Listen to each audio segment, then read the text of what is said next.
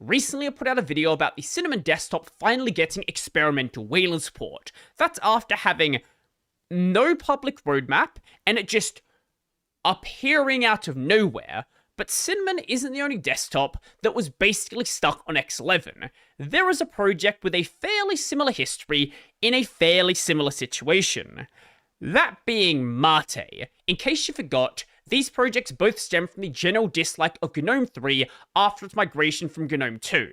A lot of things spawned from that, and a lot of people ended up finding different things to use.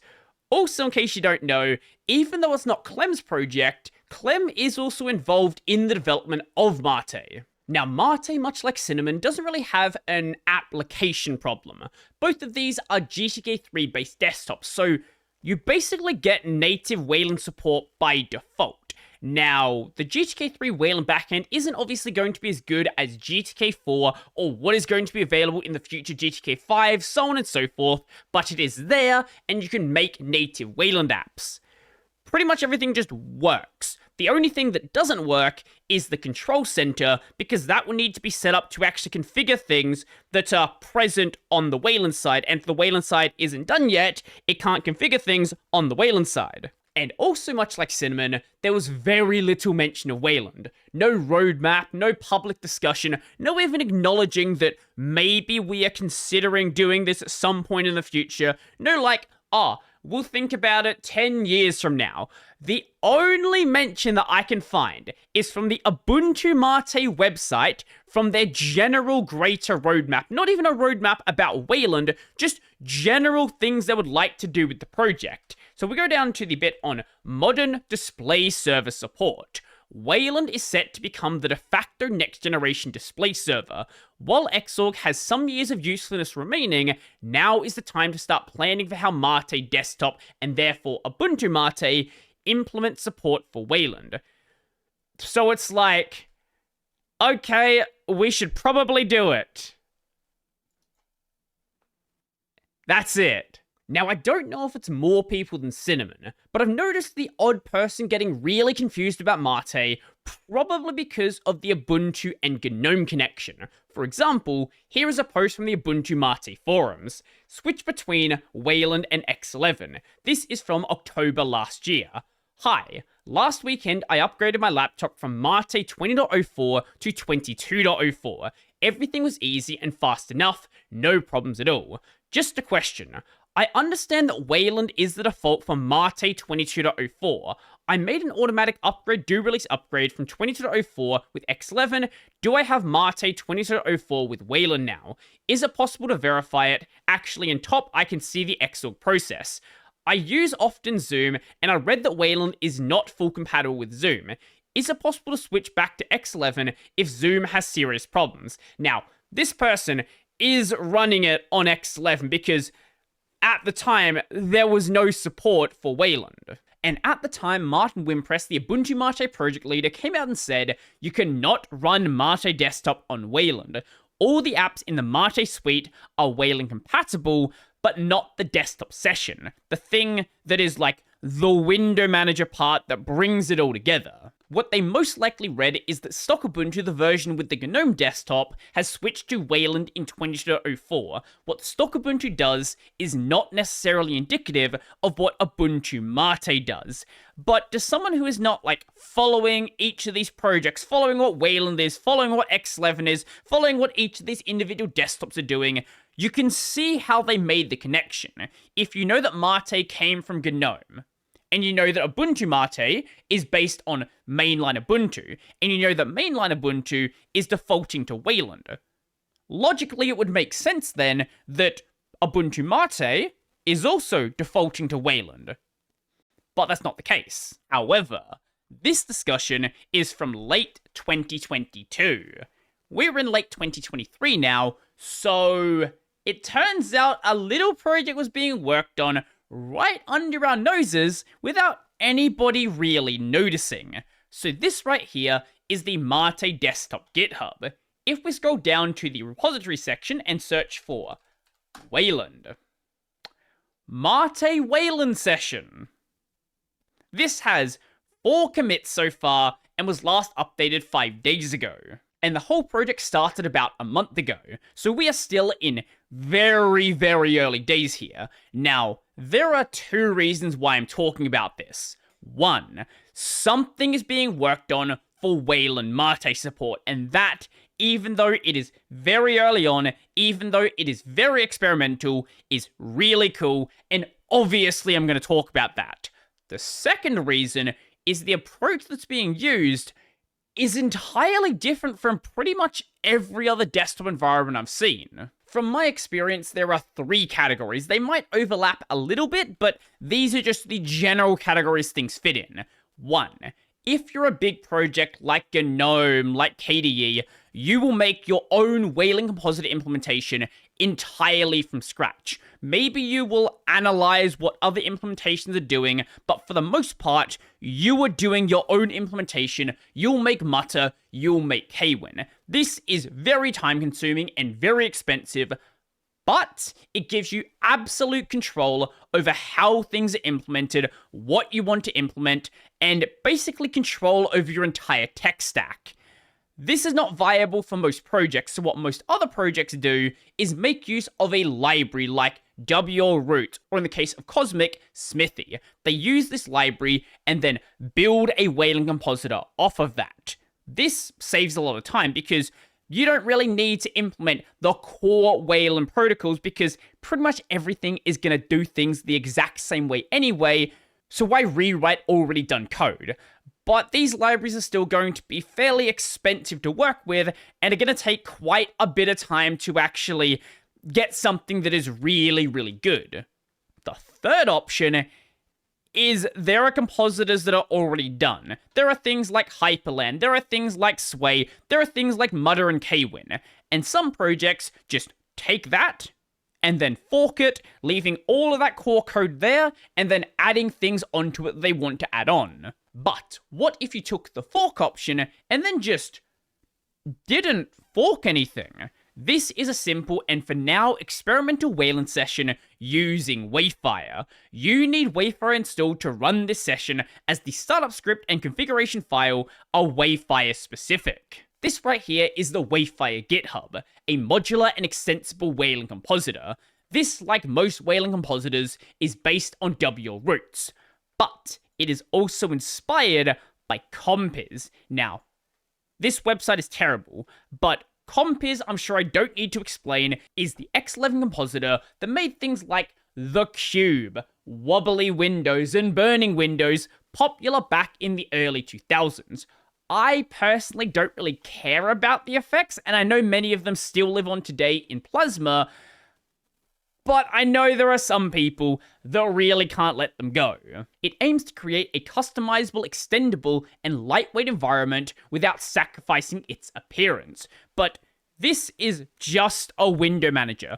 By itself, it's as useful as things like Sway, like Hyperland, like River, and all of these other things. You need to add additional applications to it to make it actually, usable as an environment. So it might make perfect sense as a base for something like Mate. Now, being inspired by Compiz, you are reasonably going to have some expectations about what sort of effects are present.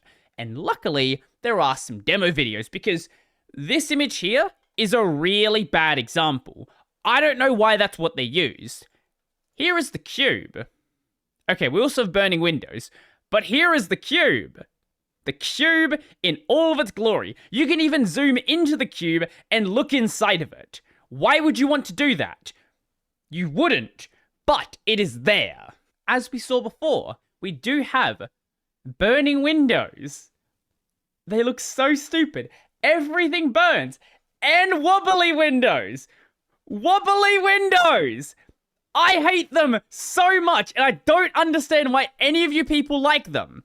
But they are here. Also, there's the task switch if you care about that. But no one cares. You are here for burning windows and wobbly windows. Let's keep it going.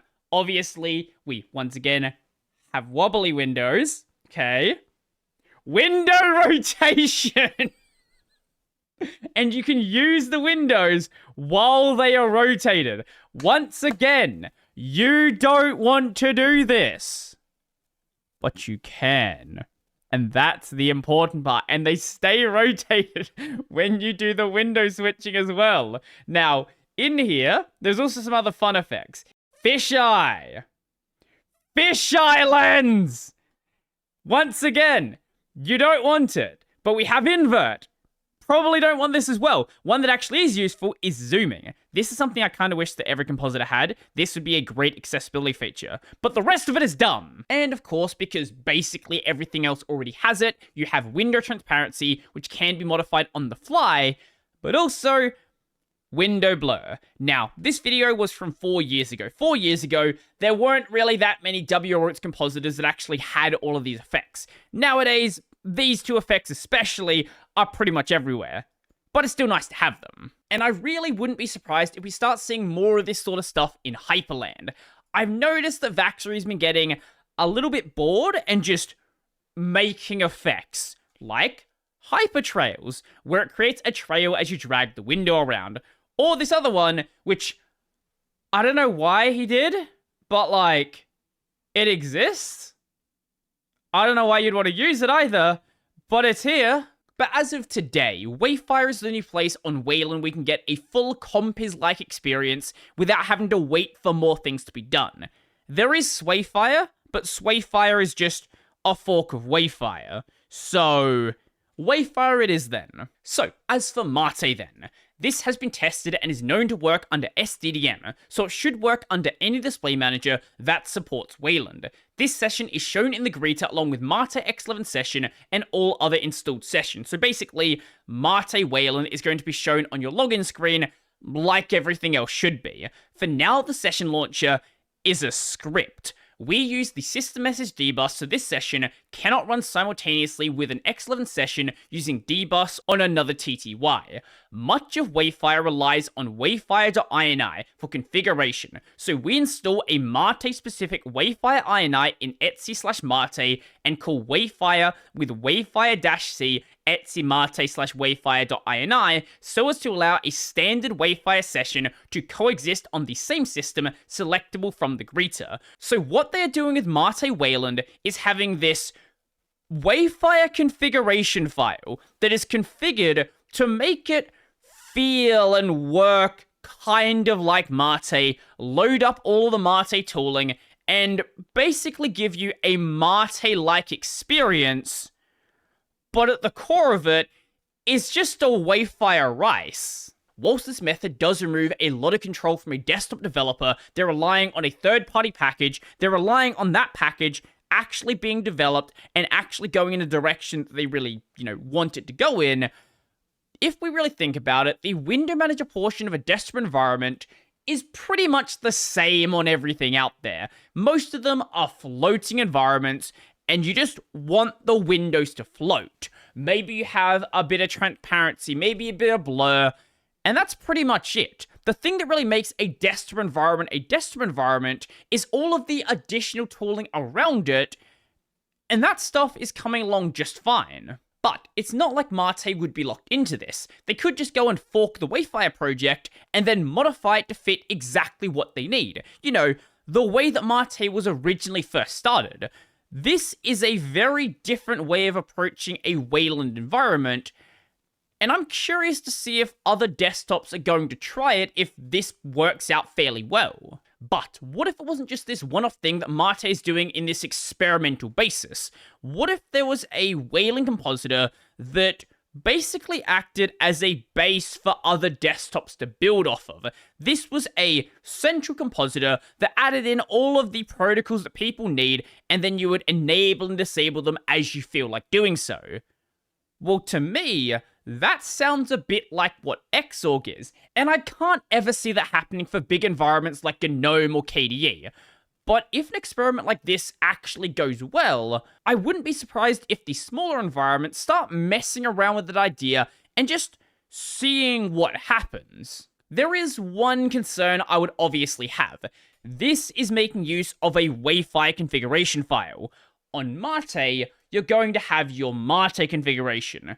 So if you were to swap over from the X11 to the Wayland side, if you're doing everything vanilla, it would be fine.